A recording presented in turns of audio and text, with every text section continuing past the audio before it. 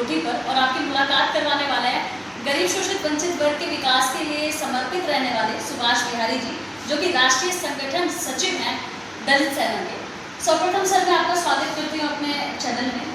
आपके चैनल के भी सभी श्रोता को बहुत बहुत बधाई, बहुत बहुत शुभकामनाएं। आज का जो यहाँ पर प्रेस वार्ता का जो आयोजन किया उसके मुख्य उद्देश्य क्या है? आज का जो विषय है वो हमारी दाईं ओर जो बैठी है अफसाना बेगम, पति असलम, निवासी 808A Bombay colony Nandgarh, SBN के साथ में इनका निवास है।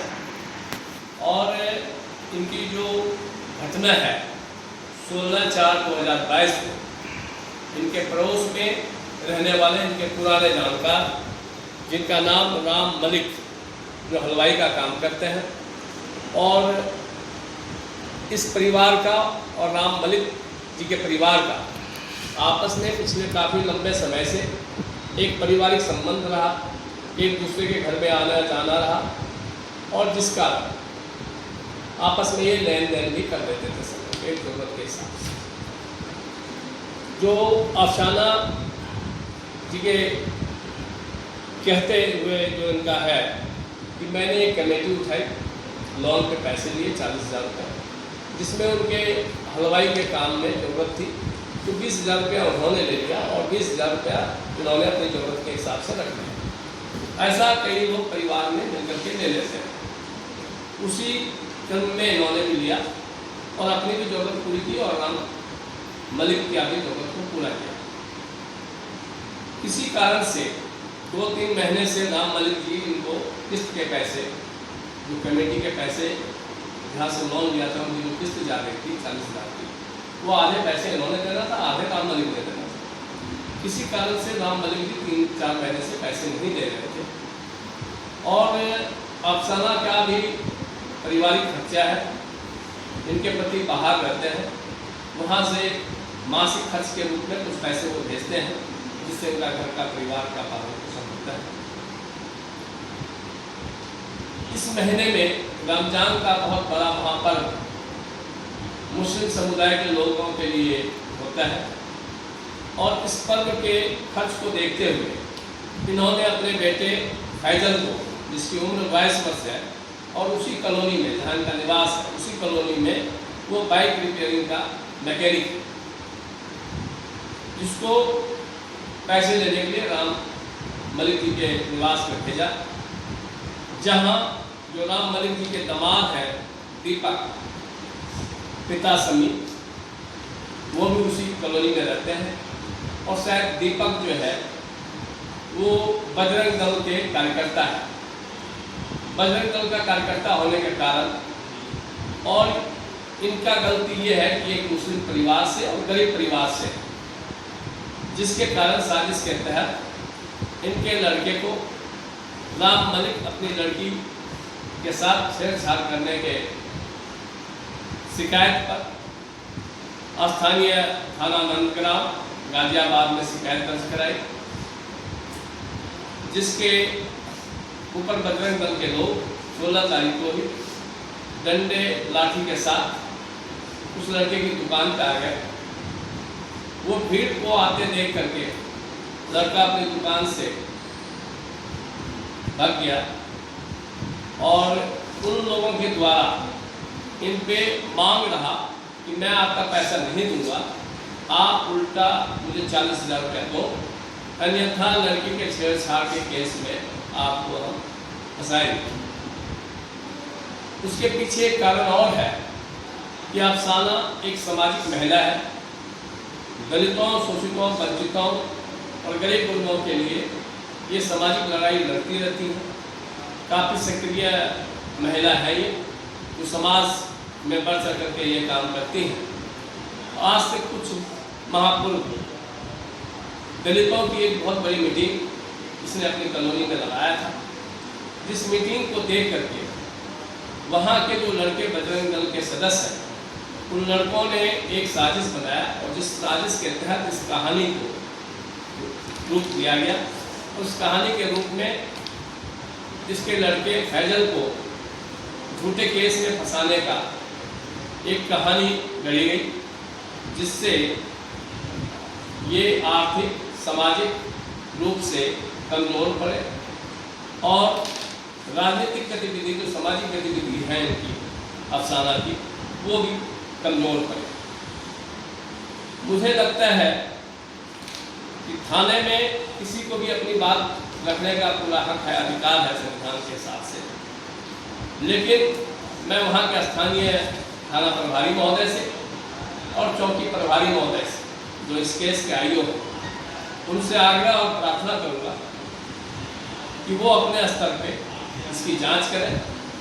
जांच में अगर दोषी पाया जाता है तो निश्चित रूप से सजा मिलनी चाहिए, लेकिन अगर बेकसूर है और सिर्फ इसलिए इनको टारगेट किया जा रहा है कि ये मुस्लिम परिवार से है, तो मुझे लगता है देश की संविधान की व्यवस्था को कहीं ना कहीं उसकी धज्जियाँ उड़ाई जा रही है और इस देश में जीने का अधिकार सभी को है, चाहे वो गरीब रहो या अमीर हो, चाहे वो किसी भी धर्म का हो, किसी भी जाति का हो।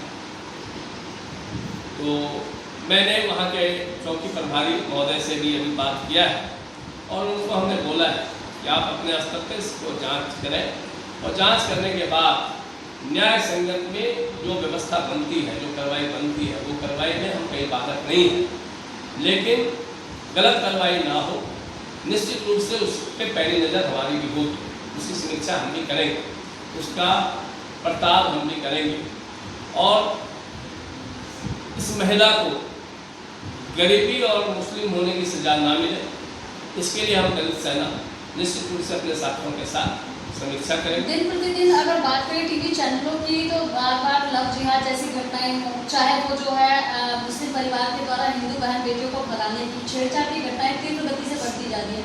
आप किस आधार पर कह रहे हैं कि ये केस पूरी तरीके से बोगस है या इनको मुस्लिम होने की सजा मिल रही है? देखिए, मैं आपको इससे पहले से बोला कि जो आईओ है, जो केस के जाँच करता है, वो निश्चित रूप से उसको जाँच करें।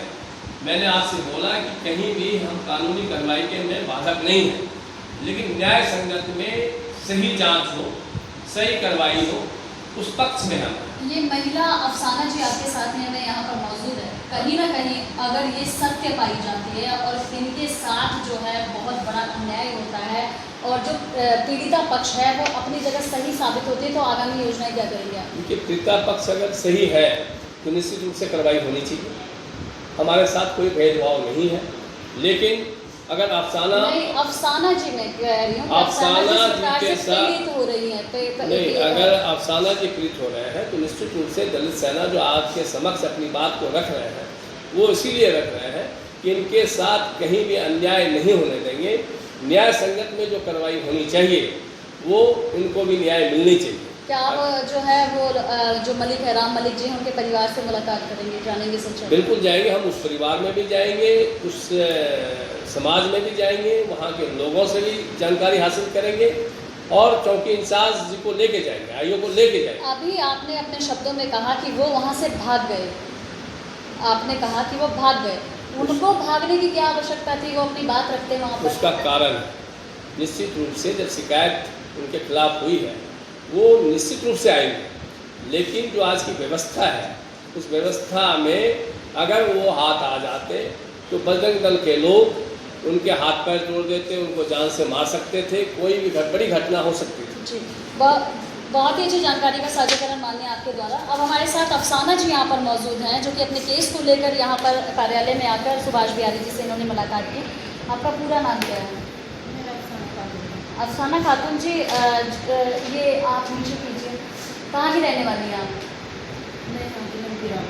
ये घटना जो लगातार, जैसा कि उन्होंने कहा कि आपने कम्युनिटी उठाई और वो पैसे नहीं भर रहे थे, इसकी कोई लिखित शिकायत आपने पुलिस स्टेशन में दी? नहीं, हमारा आपस में लेन देन था, आपस में बैठ के आना जाना था, मुझे इतना पता नहीं था ये लोग ऐसा करेंगे मेरे साथ।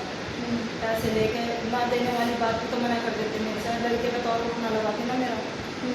अभी आपकी हैदर जी से कोई बात हुई, कैसे हैं वो, कहाँ पर है, पता है आपको? मुझे नहीं पता, जब से वो लाठी वाठी लेकर आए थे बजरंग दल वाले, जब से भागा हुआ है उसका पता कुछ नहीं है कहाँ है कहाँ नहीं। और मेरे छोटे बेटे को बिठा रखा, 16 साल का है, पढ़ता है वो 8वीं क्लास में, उसे भी खाने में बिठा रखा है। तो आप आगे में क्या करोगे, आगे क्या योजनाएं हैं आपकी? नहीं, अब जो पुलिस वाले क्या करते हैं क्या नहीं करते, मैं तो पूछ चुकी हूँ, मैं क्या कुछ नहीं होता। कहीं ना कहीं अगर जो है वो गलती कसूरवार पाए जाते हैं तो आपकी क्या राय है, किस प्रकार की सजा मिलनी चाहिए? अगर गलती है उसकी गलत पाया जाता है तो सजा जरूर तो मिलेगी। जब मैंने उसे खुद ने भेजा कि भैया पैसे लेकर आए तो जा नहीं सकती, मैं नहीं जा सकती दोपहर में। उसके पापा 1 बजे 12-1 बजे जाते हैं, मगर उसके पापा से जाकर पैसों को बोल दे भैया मेरे बस की 4000 रुपये महीने की किस्त नहीं है। अब उसने जाके उसके दामाद ने दीपक ने उसने उसके पापा ने अंदर करके कुंजी लगा दिया कि मैं जो मैं अब लड़की की केस में संभव 20,000 तो 20,000 मुझे 40 और देनी पड़ेगी। अब मैं कहाँ से देंगी ना, तो गरीब हूँ बहुत, मैं बस मजदूरी आदमी करता 12 महीने बाहर ही रहते हैं, तो अकेली रहते हैं, बच्चे छोटे छोटे मेरे साथ हैं। तो देख सकते हैं आप कि किस प्रकार से अफसाना जी यहाँ पर मौजूद हैं। एक सामाजिक महिला है और कई जो है प्रतिष्ठित संस्थाओं से भी जुड़ी हुई है और लगातार जो है वो समाज को विकसित और मजबूत बनाने में अपनी जो है भागीदारी अदा करती रहती है। उनके पास इस प्रकार का केस उनके परिवार के साथ हुआ है।